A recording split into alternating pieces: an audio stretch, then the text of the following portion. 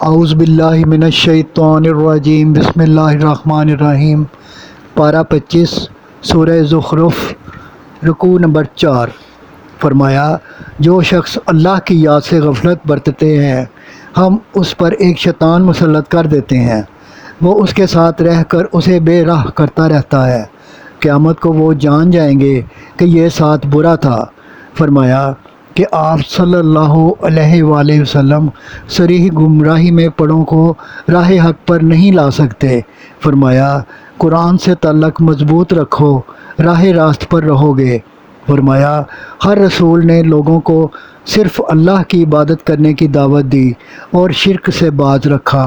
رکوع نمبر 5۔ فرمایا، موسیٰ علیہ السلام نے فرعون اور قوم فرعون کے سامنے توحید پیش کی، عصا اور ید بیضاء کے معجزے دکھائے اور کہا میں اللہ کا رسول ہوں، تو اقرار کی بجائے موسیٰ علیہ السلام کا مذاق اڑایا۔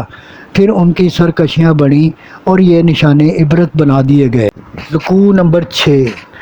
حضرت عیسیٰ علیہ السلام کی مثال دی اور فرمایا کہ رسول اللہ کی پیروی کرو، یہی صراط مستقیم ہے، اور شیطان تمہارا کھلا دشمن ہے، اس کی تابع داری سے بچو۔ فرمایا کہ جب عیسیٰ علیہ السلام نشانیاں لے کر آئے تو کہا اللہ سے ڈرو، میرا کہا مانو، اسی کی عبادت کرو۔ پھر وہ فرقوں میں بٹ گئے۔ قیامت کے دن دوست ایک دوسرے کے دشمن ہوں گے۔ رکوع نمبر 7۔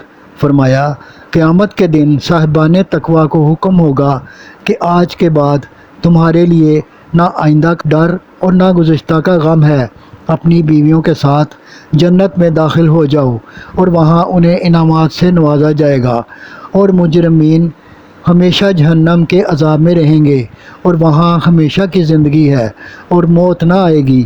فرمایا کہ تم نے جو اولاد اللہ کی مقرر کی ہے سب جھوٹ ہے، اللہ تو ان باتوں سے پاک ہے۔ صدق اللہ العظیم۔ آپ سے گزارش ہے کہ چینل کو سبسکرائب کر دیں اور گھنٹی کے بٹن کو دبا دیں۔